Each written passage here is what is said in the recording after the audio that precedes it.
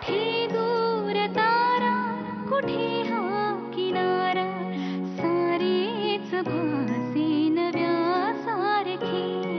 जिथे रात राणी आता दरवळेल, नवा डाव दोघे मांडू तिथे. तुझा हात हाती असू जन्म साथी, नकोया सुखाला तारसे. तुझी साथ असता माझ्या आकाशी, कशी चांदण्याची आरास आहे. अजूनही वाटते मला की अजूनही चांदण्यात आहे. अजूनही चांदण्यात आहे.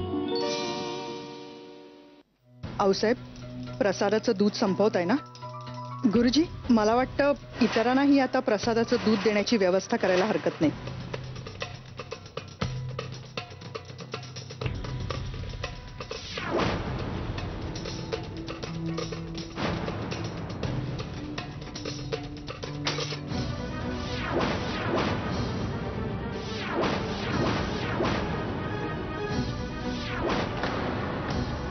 अरे वा, हे तुम्ही काय केलं? तुमचं डोकं ठिकाणावर आहे का? आजवर तुमचे अनेक अपराध, तुम्ही नवीन आहात, तुम्हाला आमचे रीतिरिवाज माहीत नाहीत या सबबीवर आम्ही माफ केले. तुम्ही आमच्या नियमांच्या चौकटीत बसत नाही हेही आम्ही जाणतो, पण तुम्ही आता आमच्याशी वागण्याच्या मर्यादा ओलांडत आहात असं आम्ही समजायचं का? बोला, उत्तर हवंय आम्हाला.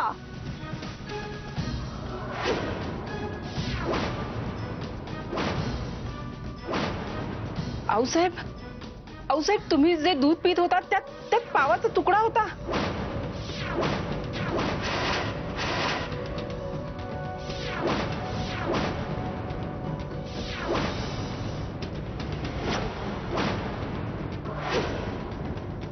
अनर्थ, घोर अनर्थ. कुणी केलं हे? कुणी केलं हे? आमच्या उपवासात व्यत्यय आणण्याची हिम्मत केली तरी कुणी? आऊसाहेब, तुम्ही काय आज उपवास करताय का? आपली भैरवावरची श्रद्धा, पूजेचे काटेकोर नियम घरातल्या सगळ्यांनाच माहिती आहेत. त्यांना गालबोट लावण्याचं धाडस आपल्या घरातलं तरी कोणी करेल असं मला नाही वाटत. हे काम नवख्या कोणाचं तरी आहे नक्की.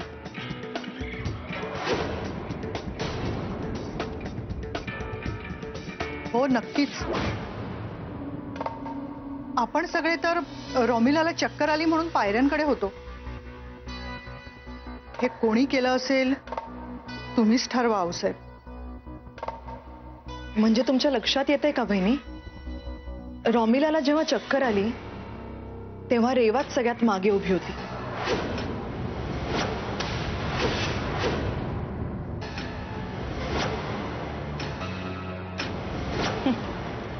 लोकांचे खायचे आणि दाखवायचे दात वेगळे असतात हे असे. आणि आता आऊसाहेबांचा उपास मोडलाय म्हटल्यावरती मला वाटतं आजची पूजा आपल्याला कॅन्सलच करावी लागेल. नाही नाही, असं कसं? हा शुभ मुहूर्त मोठ्या प्रयासाने काढलाय कौशल्या देवींनी, आणि हा शुभ मुहूर्त टळला तर जवळच्या काळात दुसरा कुठलाही शुभ मुहूर्त नाहीये असं त्या स्वतःच म्हणाल्या होत्या. हो ना कौशल्या देवी? खरंय तुमचं, पण कडक उपवास केलेल्या व्यक्तीला त्या पूजेला बसता येईल. आम्हाला असं वाटत नाही की असं कोणी केलं असेल. नाही नाही आऊसाहेब, एकान्नगाताईंनी आणि रोमिलानेही कडक उपवास केलाय तुमच्यासारखा. त्या बसल्या तर नाही चालणार का?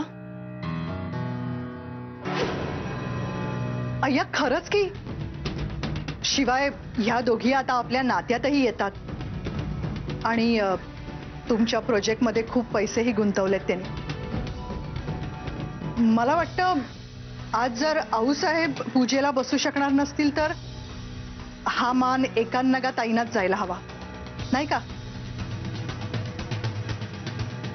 खरंय तुमचं, आमचा निर्णय बदलायला लावण्याची हिंमत जरी कोणी केली असली तरी भैरवानं जो निर्णय घेतलाय तो बदलण्याचा धाडस आमच्यामध्ये नाही बघा. एका नगाने रोमिराला उपास करण्याची बुद्धी त्यानेच दिली आहे. खरं तर सरनोबतांच्या खानदानातल्या कोणीतरी हा मान घ्यायला पाहिजे होता, पण त्याच्या इच्छेपुढे कुणाचं काहीही चालत नाही बघा. एकांना का या थांबा उसे.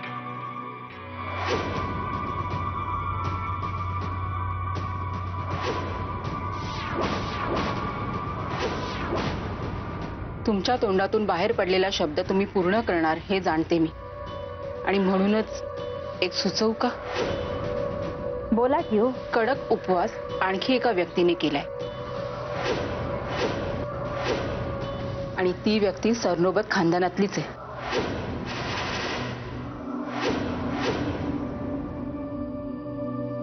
ती कोण आहे की हो? रेवा.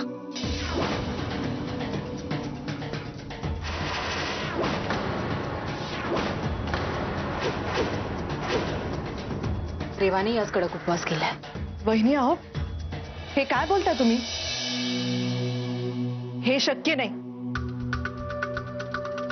सरनोबत असणं आणि सरनोबतानी स्वीकारणं यात जमीन आसमानाचा फरक आहे धाकट्या वहिनी. आणि हे म्हणजे गुन्हेगारालाच कोठडीचा रखवालदार करण्यासारखं आहे, असं नाही वाटत तुम्हाला? रेवाला गुन्हेगार कोणी ठरवलं? जर का तिने हे उपद्व्याप केले असते तर तिने आऊसाहेबांना दूध पिण्यापासून का थांबवलं असतं?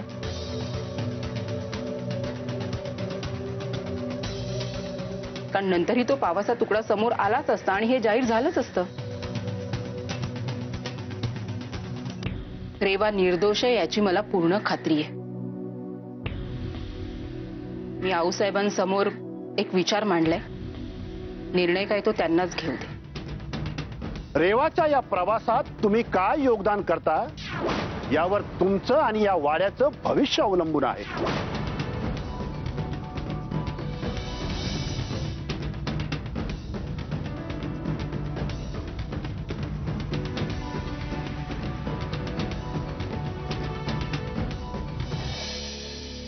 आमचा निर्णय झालाय.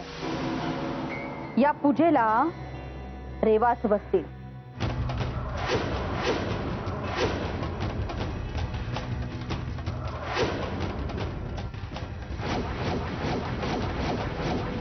पण आऊसाहेब, झाली एवढी चर्चा पुरे झाली. रेवा चला बसा पूजेला.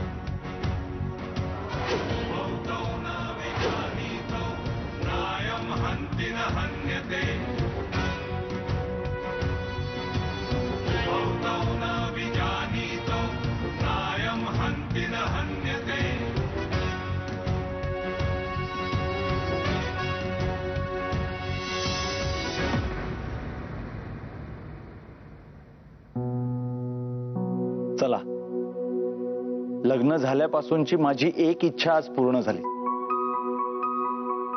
सरनोबतांच्या साक्षीनं आज तू पूजेला बसलीस. आज अखेर रावसाहेबांनी माझा स्वीकार केला. हा आनंद मी शब्दात नाही व्यक्त करू शकत.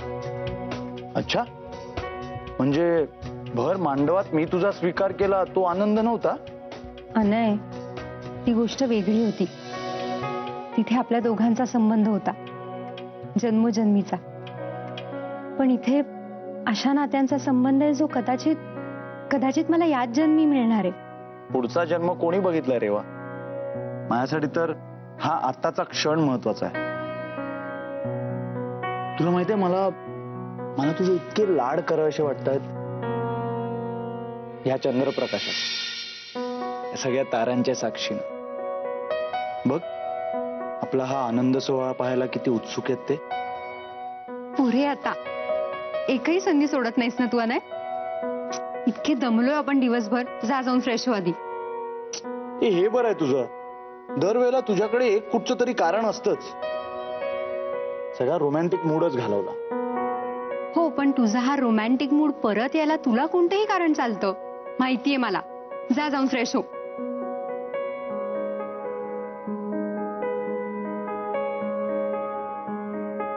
आत्ता जातोय, पण एकदा का मी फ्रेश होऊन आलो की तुझ्याकडे दुसरं कारण नसणार आहे.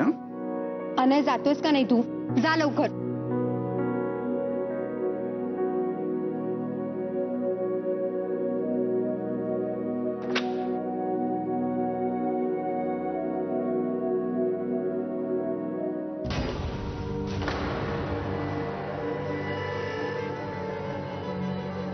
या फोटोतली ही बाई कोण आहे? हे रहस्य कधी उलगडणारे देव जाणे.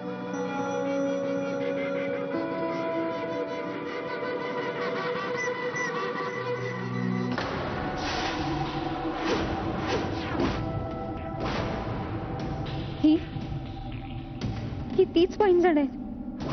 ही पैंजण शापित आहे. ही वाड्याच्या नव्या सुरेपर्यंत पोहोचणं म्हणजे तिच्या जीवाला धोका आहे.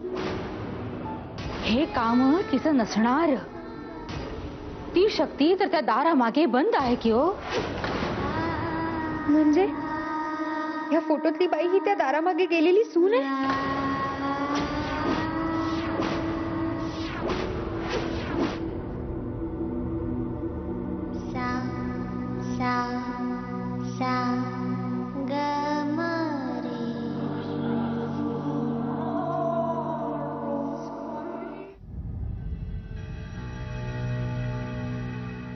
एवढं सगळं करून सुद्धा शेवटी नेमकं जे व्हायला नको होतं तेच झालं. हो ना, आऊसाहेबांचा उपास मोडण्यात आपण यशस्वी झालो, पण शेवटी प्लॅन फेलच केला. जाऊ दे ना आता. हरलोय त्यावर चर्चा करणं महत्वाचं नाहीये. हरलोय त्यावर चर्चा करत नाही आहोत आपण. त्या रेवाला आऊसाहेबांनी इतकं आपलं मानलं ह्याबद्दल बोलतोय. खरंय, त्या मोलकर्णीच्या नातीला इतका मान. आज हा मान देऊन तिला पूजेला बसवलं गेलं. म्हणजे वाड्याची सून म्हणून जवळजवळ मान्यता मिळाल्यासारखंच आहे. मला तर वाटलं होतं की माझी रोमीलाच या वाड्याची जहागीरदारीण होईल. होऊ शकते, पण कधी ती रेवा या वाड्याची सून म्हणून मिरवू शकणार नाही तेव्हा. आणि हे कसं होईल ते चांगलंच माहितीये मला. इतके दिवस इतकी साधी गोष्ट कशी लक्षात नाही आली माझ्या? कशाबद्दल बोलताय? उद्या कळेलच की तुम्हाला. त्या रेवाला ह्या वाड्याची सून म्हणून मिरवायचंय ना, मग मिरवू दे की. उद्यापासून आपण तिची बडदास्त ठेवूया, अगदी खास बडदास्त.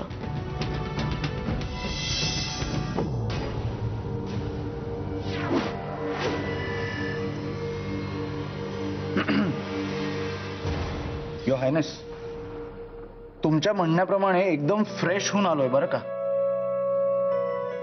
तुमचा आवडता परफ्यूम पण लावलाय.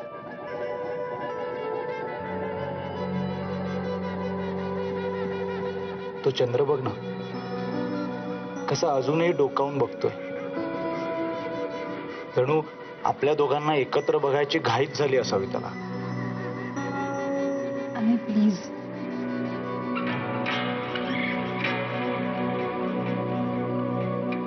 तेव्हा काय प्रॉब्लेम आहे? आय मीन जेव्हा बघावं तेव्हा नको हाच शब्द येतो तुझ्या तोंडून. लग्न झालंय आपलं. मला सांग, तू हे लग्न नाईलाजाने तर नाही केलंयस ना? मला तू आवडतेस म्हणजे तुलाही मी आवडलोच पाहिजे असं काही नाहीये. काय वेड्यासारखं बोलतोयस तू अनय? मला तुला काहीतरी दाखवायचंय. चल माझ्या बरोबर. हा फोटो बघ. रेवा, आता बास झाला. किती दिवस हा फोटो दाखवणार आहेस तुम्हाला? आणि तुझा वेडेपणा अजून किती दिवस चालणार आहे? अनय, हा वेडेपणा नाहीये. तू नीट बघ हा फोटो. या बाईच्या पायातले पैंजण बघ. हे बघ, मला यात काहीच इंटरेस्ट नाहीये. आणि तुला जेव्हापासून या वाड्यात पैंजण घालायला बंदी केली आहे ना, तेव्हापासून तू पैंजण फक्त याच एका विषयावर बोलतीयस. भास होत आहेत तुला. अनय, असं काही नाहीये. तू प्लीज नीट बघ हा फोटो. हे तेच पैंजण आहे जे मला कपाटात सापडले होते.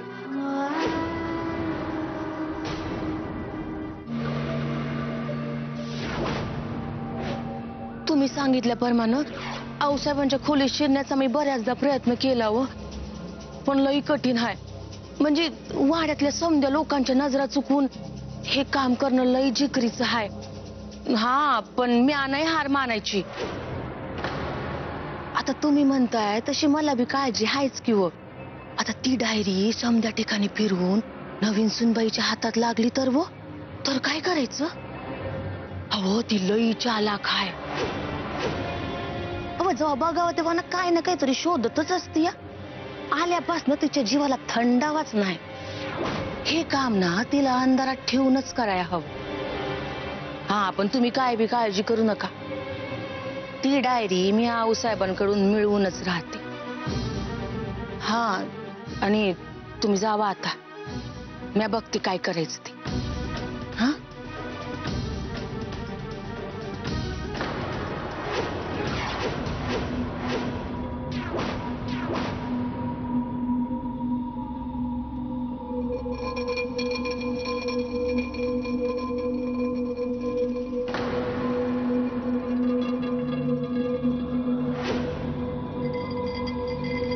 इतक्या लगेच हे गेले कुठे?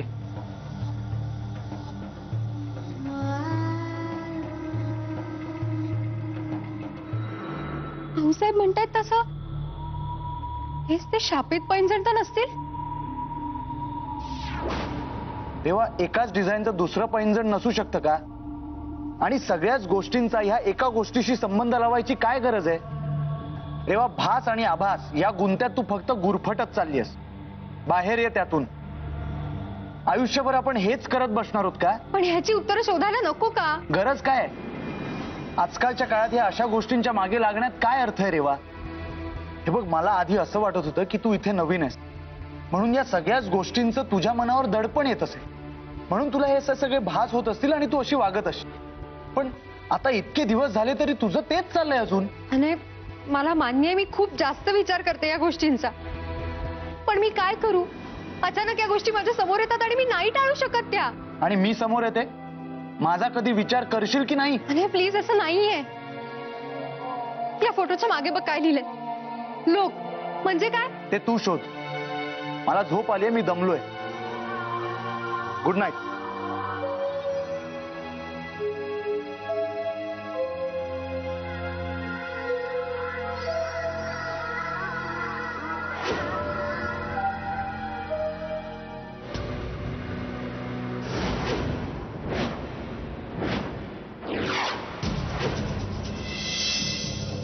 गेले काही दिवस हिचं काहीतरी वेगळंच सुरू आहे. आणि ते वाड्याच्या रस्त्याशी संबंधित आहे. काहीतरी आहे जे हिला माहित आहे किंवा हिच्याकडे आहे, जे वाड्याचं सारं रहस्य उलगडून टाकू शकतं. आणि जर तसं खरंच काही हिच्याकडे आहे तर ते मला मिळायलाच हवं. या वाड्याचं रहस्य मला कळायलाच हवं.